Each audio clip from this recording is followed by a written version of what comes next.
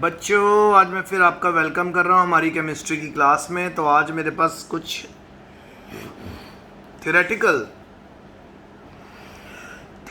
Questions हैं और मैं उनको आपके साथ डिस्कस करूँगा। तो आपको ऑलरेडी पता, हम लोगों ने आईयूपैक नेमिंग सीख ली, कोऑर्डिनेशन कंपाउंड की, हम लोगों ने हाइब्रिडाइजेशन निकालने सीख ली, shape, coordination number, magnetic moment. तो आज का क्वेश्चन है अब आगे, What is meant by stability of coordination compound in a solution? ठीक है, कोऑर्डिनेशन कंपाउंड की स्टेबिलिटी सॉल्यूशन में किस तरह से मेजर होती है। State the factor which govern stability of complexes. कौन कौन से वो फैक्टर हैं जो कॉम्प्लेक्स की स्टेबिलिटी को कंट्रोल करते हैं। तो देखो जी, stability of a complex in a solution refers to the degree of association between the two species involved in a state equilibrium. Stability can be expressed quantitatively in terms of stability constant or formation constant.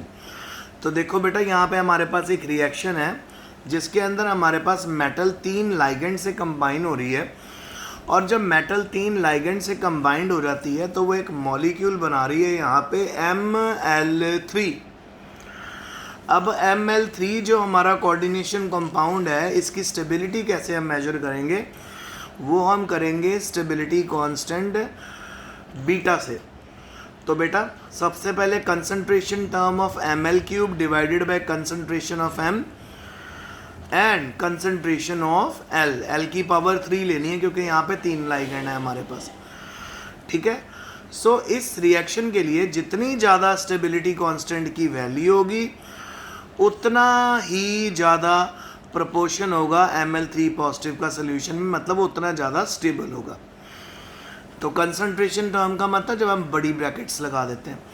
अच्छा, stability 2 तरह की होती है, एक होती है thermodynamic stability, एक होती है काइनेटिक स्टेबिलिटी।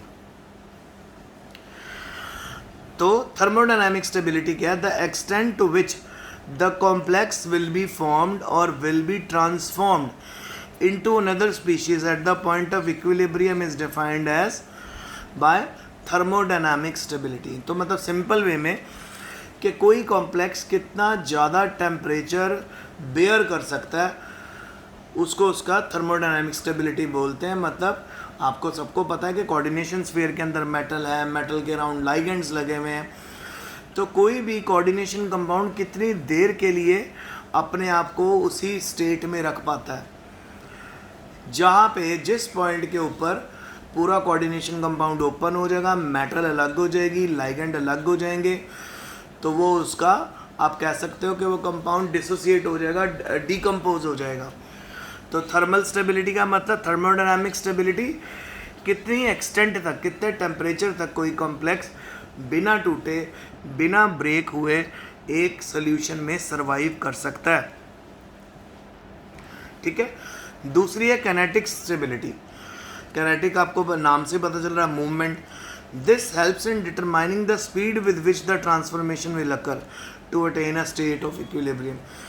कितनी जल्दी एक कोऑर्डिनेशन कंपाउंड अपना इक्विलिब्रियम अचीव करता है वो हम डिटरमाइन करते हैं काइनेटिक स्टेबिलिटी से। फिर उसके बाद कौन कौन से फैक्टर हैं, बड़ा इंपॉर्टेंट टॉपिक है बेटा, ये बहुत इंपॉर्टेंट क्वेश्चन है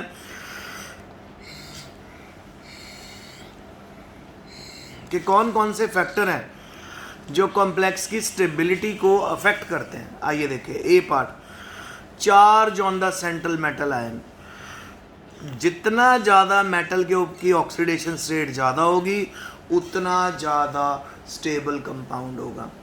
फॉर एग्जांपल हम क्रोमियम को लेके चलते हैं। एक ऑर्गेनोमेटेलिक कंपाउंड है जिसमें क्रोमियम की ऑक्सीडेशन स्टेट है बेटा +1। एक ऑर्गेनोमेटेलिक कंपाउंड है जहाँ पे क्रोमियम की ऑक्सीडेशन +3 पे पहुँच गई। एक ऑर्गेनोमेटेलिक कंपाउंड है जिसमें क्रोमियम की +4 पे पहुँच गई। तो +1, +2 और +4, इनमें से सबसे ज़्यादा चार्ज क्या है? +4 है ना। तो जिस कोऑर्डिनेशन कंपाउंड में क्रोमियम की ऑक्सीडेशन स्टेट सबसे ज़्यादा होगी वो कंपाउंड सबसे स्टेबल होगा। क्यों? क्योंकि जितना ज़्यादा मेटल की ऑक्सीडेशन स्टेट होती है, जितना ज़्यादा मेटल के ऊपर चार्ज होता है, उतनी ज़्यादा वो स्टेबल होता है कोऑर्डिनेशन कंपाउंड। तो लिखा ना, greater the charge on the central metal ion, obviously अगर सेंट्रल मेटल आयन की बात हो रही है तो उस पर पॉजिटिव चार्ज ही होगा ना। Greater is the stability of the complex. Number 2, basic nature of ligand. जितना ज़्यादा लाइगेंड बेसिक होगा वो उतना ज़्यादा स्टेबल कॉम्प्लेक्स बनाएगा। अब जैसे फॉर एग्जांपल आपके पास Cl नेगेटिव है, क्लोराइडो है, Cn है, सायनो, और फिर आपके पास है वाटर, फिर आपके पास है अमोनिया, अमोनिया NH3, आपको पता है NH3 is a very good base. तो जितना ज़्यादा अमोनिया का नंबर होगा उतना ज़्यादा आपका कॉम्प्लेक्स स्टेबल हो जाएगा। फिर है बेटा presence of चीलेट ring. Presence of चीलेट ring का मतलब होता है जितना ज़्यादा चिलेशन होगा उतना ज़्यादा कॉम्प्लेक्स स्टेबल होगा। मतलब अगर हमारे पास हेक्साडेंटेड लाइगेंड है, टेट्राडेंटेड लाइगेंड है, बाइडेंटेड लाइगेंड है, फॉर एग्जांपल हमारे पास ऑक्सलेटो है, हमारे पास इथाइलिन डायमीन है, हमारे पास इथाइलिन डायमीन टेट्राएसीटेट है, तो जितने लाइगेंड मल्टीपल बॉन्ड बनाने वाले होंगे उतना ज़्यादा आपका कॉम्प्लेक्स स्टेबल होगा। क्योंकि जब भी कोई मल्टीपल बॉन्ड बनाता है लाइगेंड मेटल से, मतलब एक ही लाइगेंड 2 2 4 4 डेटिव बॉन्ड डोनेट करता है, तो वहाँ पे रिंग्स बन जाती हैं, तो उसके करके कंपाउंड की स्टेबिलिटी और बढ़ जाती है। नेक्स्ट क्वेश्चन, नेक्स्ट क्वेश्चन आपके लिए आया बेटा, what is meant by चीलेट effect, give an example. तो चीलेट इफेक्ट ये देख लो बेटा, यहाँ पे अगर आप नोटिस करो यहाँ पे हमारी निकल है, और अगर हम निकल की बात करें तो निकल यहाँ पे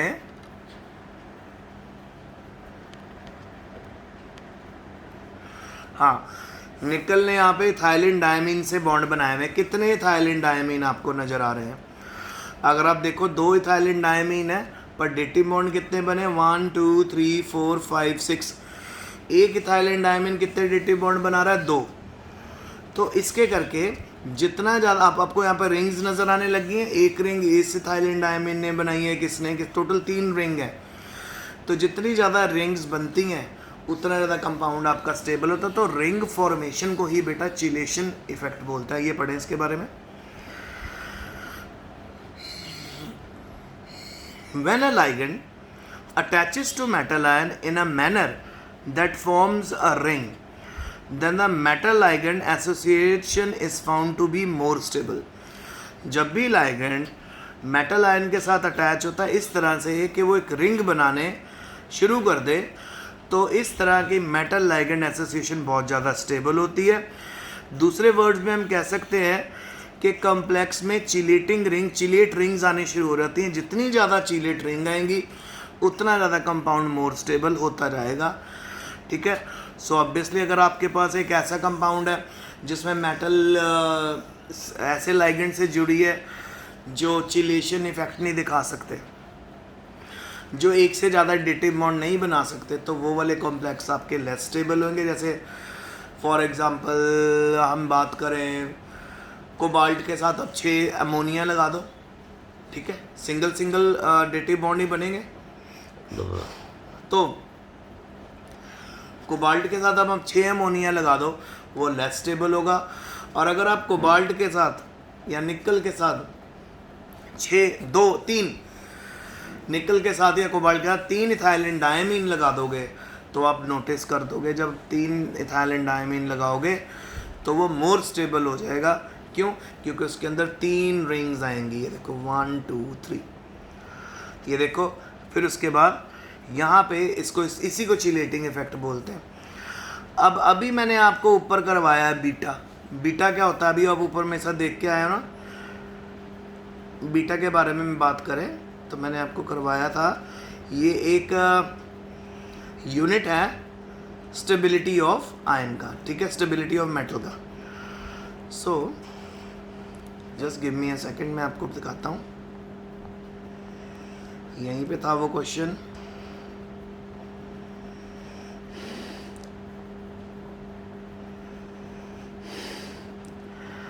ओके ओके ओके,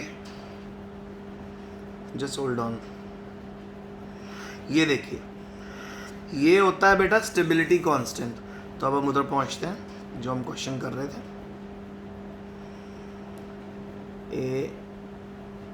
ये वाला क्वेश्चन। तो आप स्टेबिलिटी कांस्टेंट की वैल्यू देखो बेटा बड़े ध्यान से, ये देखो,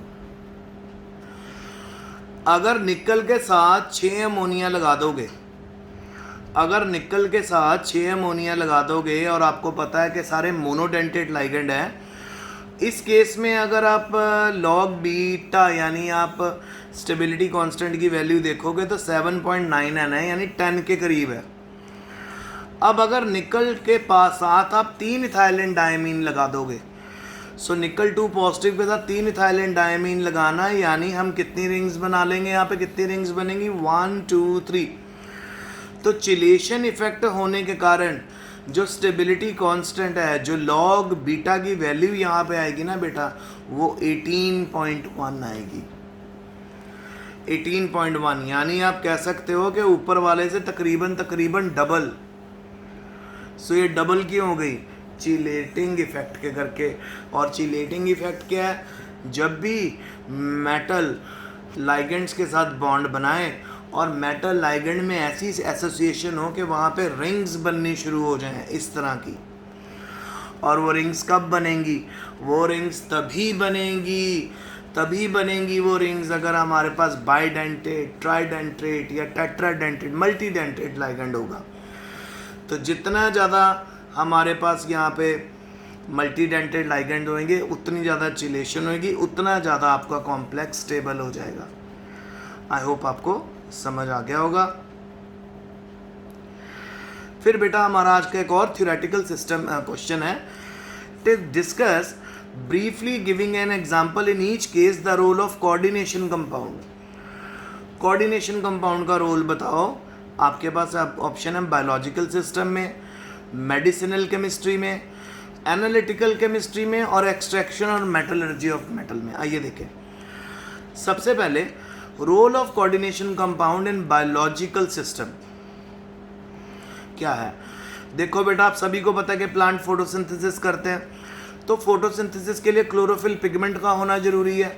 और अगर आप उस क्लोरोफिल पिगमेंट को ध्यान से देखोगे तो वो एक तरह का कोऑर्डिनेशन कंपाउंड होता है मैग्नीशियम का।